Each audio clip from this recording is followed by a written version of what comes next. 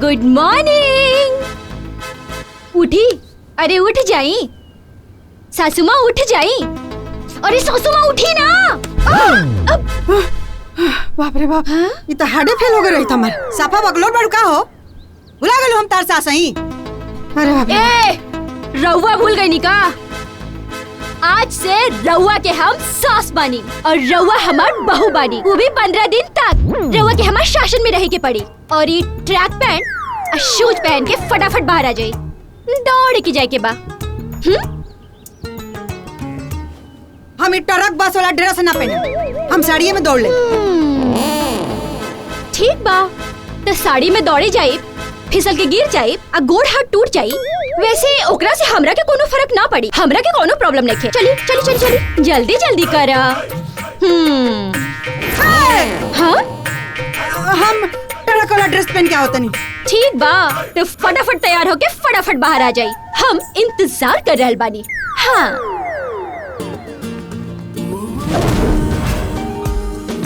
ओहो, wow, modern सासू माँ। रजनी दीदी, रजनी दीदी, मॉडर्न सासू माँ, आय हाय।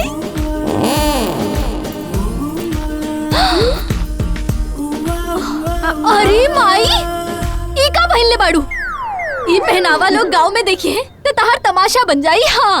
ओ ओ ओ ओ, रजनी दीदी, तमाशा से याद आई कि आज से सासू माँ हमार बंदरिया बानी और हम सासू माँ के मदारी।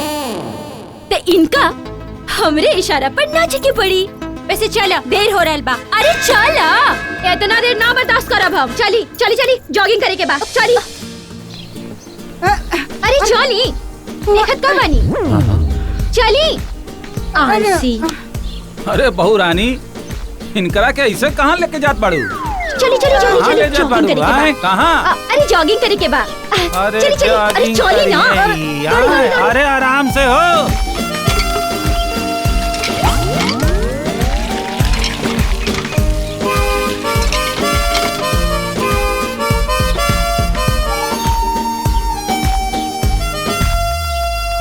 मनोरमा चली ना, चली बाड़ू। अरे चल, छोड़ी ना, सबके पास चली फटाफट साइड चली। अरे भाई रे, अरे बाप रे। इले माई। हाँ? अरे बाप रे बाप। ओहो, रुकी जरा, सबर करी।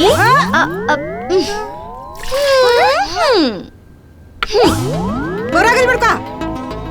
अरे सासू माँ, आज से ही चाय के चुस्की बंद। जाके थोड़ा आराम कर ली, ओकर बाद दूसरे टास्क मिली। आराम के लेके जरूरत नहीं खे। हाँ? बताओ का करे के बा? राउर जैसन मर्जी, हमार मन सूप पिए के कर रहल बा। जाके सूप बना के लेके आई। सूप पिए के मन करता? जाई जाई। सूपे नु चाहिए तारा? हाँ। हाँ, जा तनी। बहुत भूख लागल बा। हाय ला सूप, खा चाय पिया।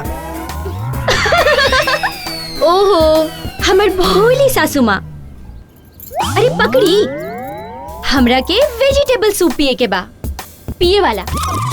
हाँ? ये का कहती अरे, हमरा बुझाते नहीं खे। अरे छोड़ा जायदा एकरा के। हट। ई का बा? एकरा कहल जाला मोबाइल और एकरा में हर समस्या के समाधान बा। त इहे में सर्च करके देखी कि हाउ टू मेक वेजिटेबल सूप। ये का बोलती अरे, हमरा बुझाते नहीं खे। हम बतावता नहीं, रुका। यस, देखी। और तरकारी तो काटतिया।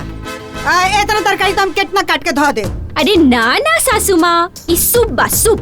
देखी, ध्यान से देखी। तगड़ा भूख लागल बा। धर रे। ही?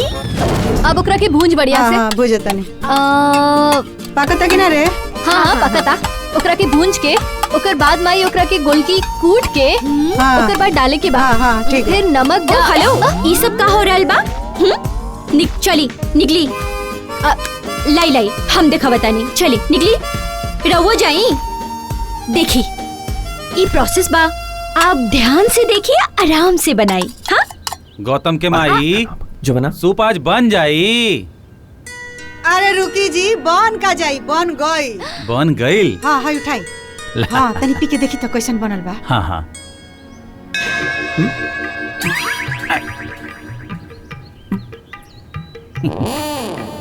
वाह। वाह, हाँ ले ले बउआ, पीता तो पियसन पियसन। ए माई, कितना खराब बनल बा। ई हमरा से ना पियल जाए। हम गोर लगा तनी। गोड़ लगता नहीं।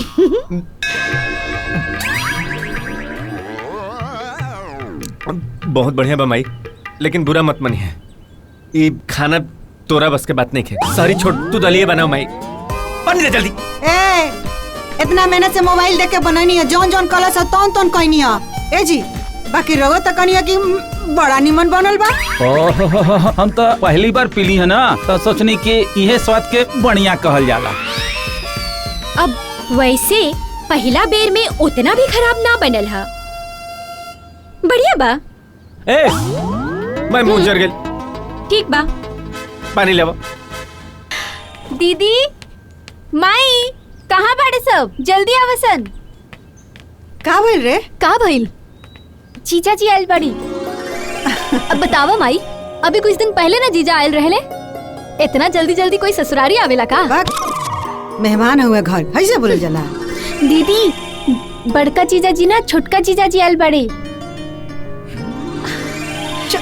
छोटका मेहमान? चादर बिछाओ जल्दी। हाँ माई।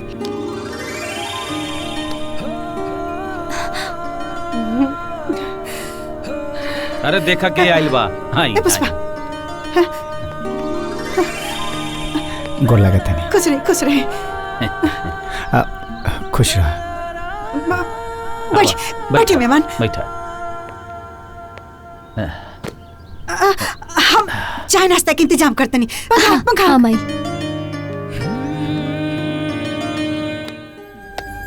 ले मुंह मीठा करी ली। ए बाबूजी, हाँ। हम आओ तनी बाजार से कुछ लेके। हाँ अरे ना, ओकर जरूरत नहीं है।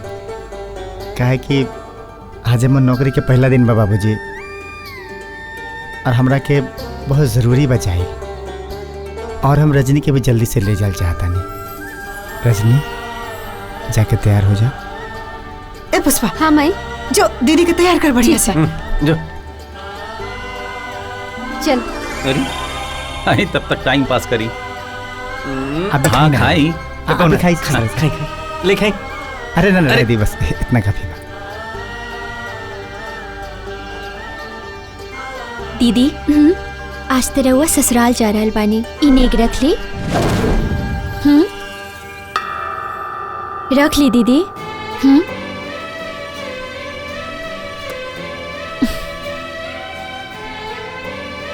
चली चलिए, कल हुए से ज्वाइनिंग बना। अच्छा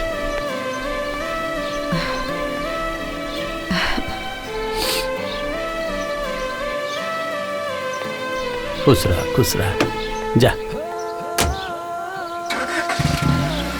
चल ख्याल रखियो।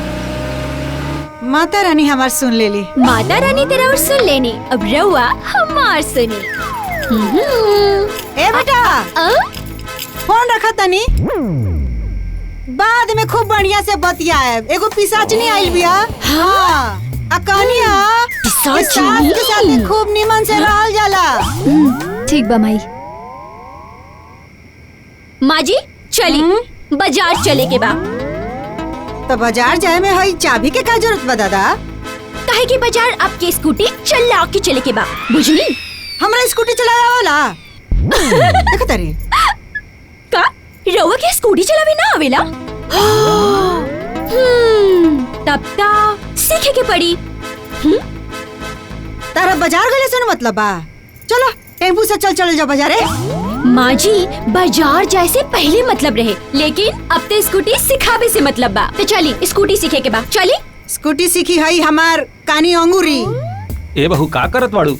ई उम्र में स्कूटी सिखावत हाँ, बाड़ू? ई बुढ़ारी में हड्डी सड्डी टूट गई तो हमरे परेशानी हुई। अरे समझाइबा बेटा। बाबूजी सही है तो कहत रहन। ए तू कुछ और ही सिखा दले। लेकिन एक बात बताबा कि जब माँ जी आज के जमाने के साथ ना बन सके नी तो हमरा के कहे अपन गुजरल जमाने के बहू बनावल चाहता नी। हाँ सुनो, ढले कहते इनका के चाहिए आज के जमाना में, लेकिन ना इनका कहते हमरा के अपन गुजरल जमाने के बहू बनावल चाहता नी। रवा मान ली कि रवा शर्त हार गई नी, हमरा के अपन हिसाब से घर में रहे दी, ठीक बा? हरगिज ना। जैसे बाकी दिन काट लेनी वैसे जौन बाचल बा उहो काट ले। बाकी हार तो ना माने। चला तू याद रख। पूरा फिल्म देखे खातिर अभी डाउनलोड करी दंगल प्ले ऐप।